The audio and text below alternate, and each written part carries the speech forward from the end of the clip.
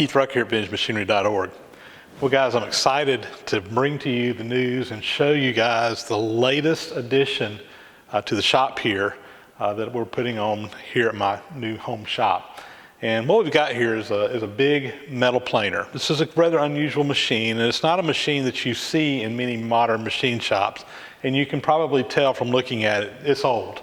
It's real old. And in modern day speaks, it's probably even considered to be an obsolete machine. But it's just a way cool machine, and it really does some cool things. And for the kind of work that I'm doing, restoration work, primarily doing a lot of work out at the Georgia Museum of Agriculture, where we're trying to recreate the way things were done in the early 1900s, late 1800s. This machine at that time period was a workhorse, which is one of the reasons why I'm really excited about getting it into the shop, having it a tool in our arsenal that we can use for doing machine work. So a little bit about the machine. First off, it's made by New Haven Manufacturing Company out of New Haven, Connecticut. The museum acquired this machine about 2 years ago. It was a donation from a gentleman up in Virginia who brought it down to us and donated it to the museum. Since then, it's been sitting in storage at the museum, and quite honestly, the museum really didn't have any long-term plans for what they were going to do with this machine. There is some talk about maybe trying to put together a line shaft-driven, steam-powered machine shop at the museum at some point in time. But as at least for right now, there's really not any immediate plans to get that done. But if they ever do, this machine right here would obviously become a center point of that new display, which is why I'm interested in getting it restored. I'm also interested in getting it restored so that it can be used to be able to do period machine work as things would have been done in that time. And for me, as someone who likes to do restorations and who's constantly needing to make new parts for all kinds of things at the museum, it's very important for me to be able to recreate the part as close to how it was done originally as possible.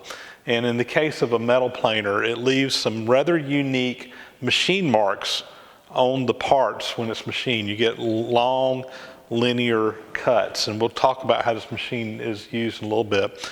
And most modern machine tools, really no modern machine tool, is going to reproduce that type of a look. And for me, again, and also for the museum, it's important that when we're creating a reproduction part to fix something that's broken or do a restoration, to try to be able to recreate things as simple as tool marks that most people would never even notice. To an astute eye, that can make the difference between a machine or between a restoration really sticking out as being authentic or kind of being, how do I put it, cheesy maybe or something. It's just not exactly up to snuff. So let me tell you a little bit about the metal planer, how it's used, a little what we know about this one, and just kind of introduce you to it. So first off, what is a metal planer used for? A metal planer is used to get a surface flat. In today's day and age, we primarily use a milling machine to do this, but back in the time when this machine was built, probably in the late 1800s, the ability to do circular tools, the technology really wasn't right to be able to have the cutters to do that like we do now. And to get around that, they used a machine like this that basically used a single point cutter.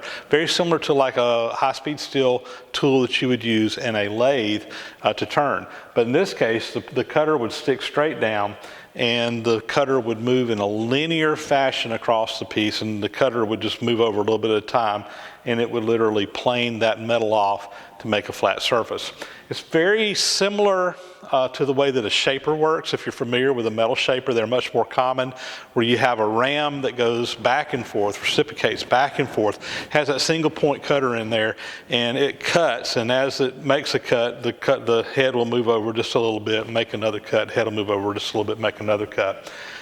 In principle, it works exactly the same way.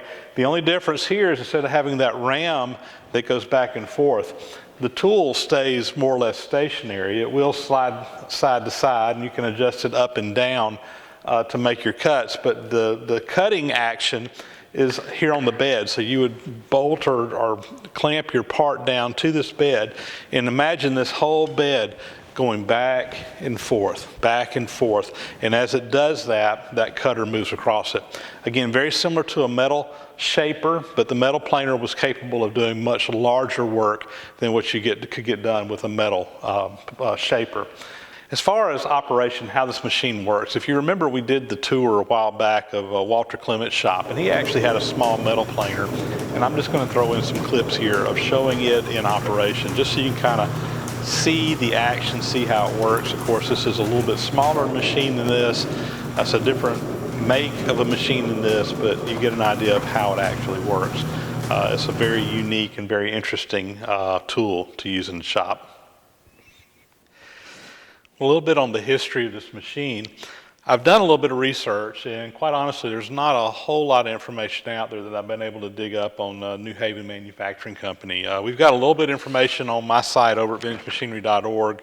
I also purchased this book, American Planer, Shaper, and Slaughter Builders by Kenneth Cope, who is a historian that has done a whole series of books on the history of different machine tool makers, and he's got an entry in his book that was very helpful, and primarily because he actually has some catalog cuts or pictures that show not necessarily this exact machine, but some, I guess, brothers or sisters to this machine that were probably made about the same time.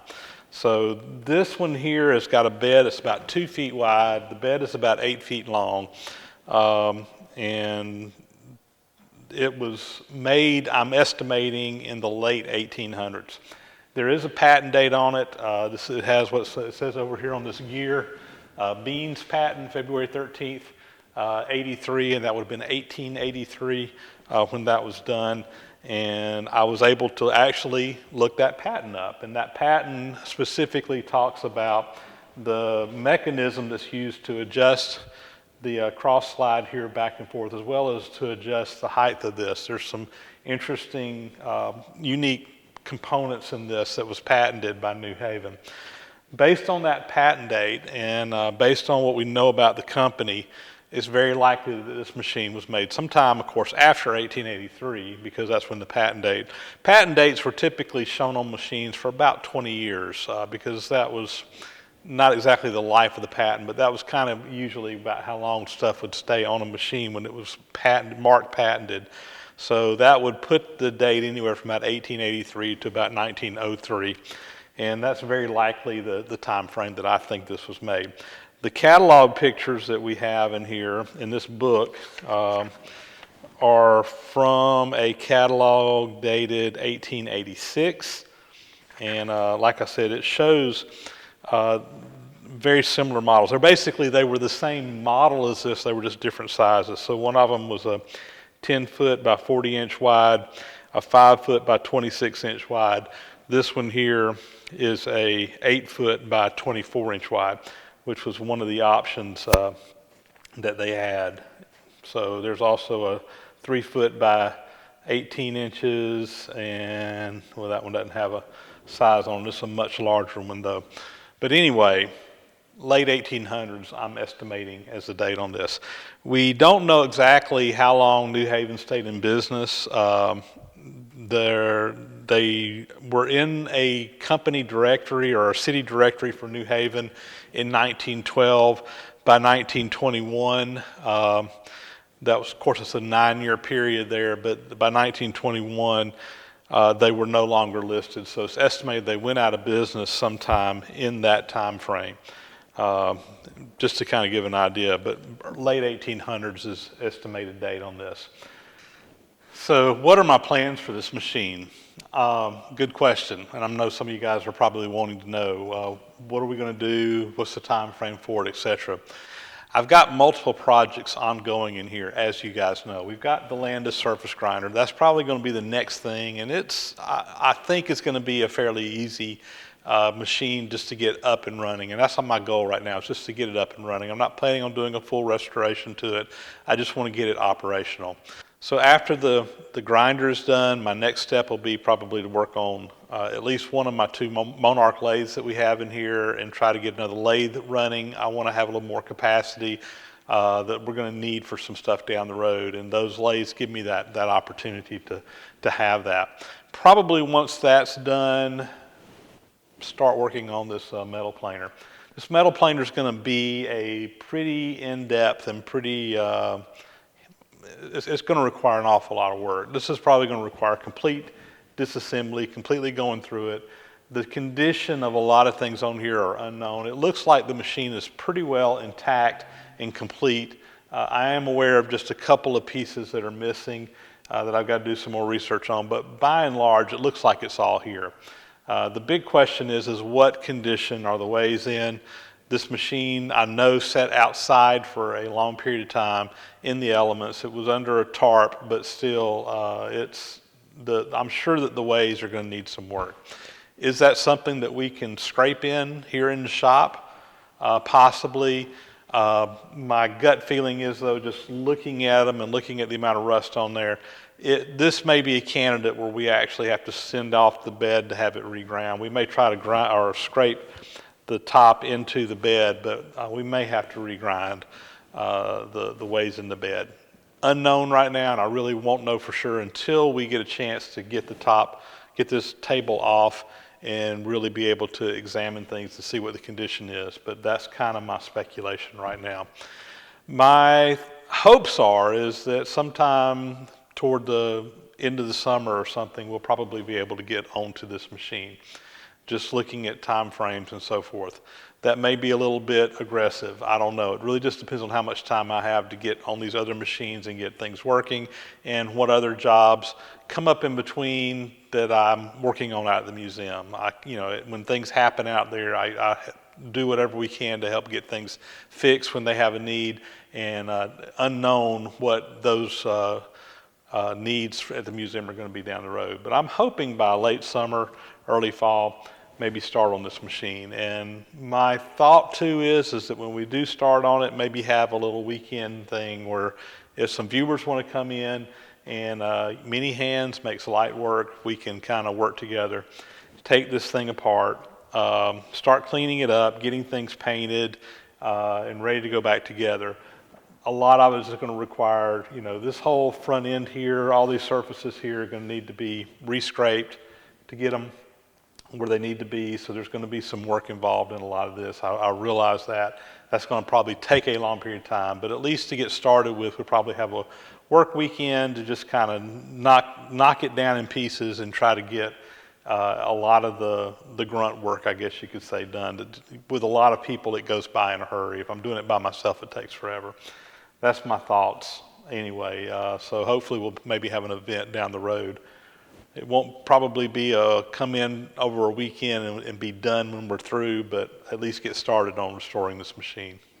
So one issue that I'm aware of with this machine, where I know we got some parts that are missing or what have you, is right up here at the top. If you see this gear, and this gear again, this is where it says Beans patent February 13, 1883. And I looked this up, and it was very helpful when I looked up the patent because I wasn't exactly sure. So obviously this gear, or it may not be obvious to you, but it is to me, there's a mechanism here with some gears that go down to some screws that basically this adjusts the height up and down of this cross beam. And when I got it, it had a little handle that had been kind of cobbled together. I took that off because I was trying to read what was up underneath it, where they were doing that manually. But originally, there was actually a small belt that came off the back of this shaft. It went up, had a quarter twist in it, or half twist in it, and there was another pulley up here on the top, and then there was a gear that engaged it.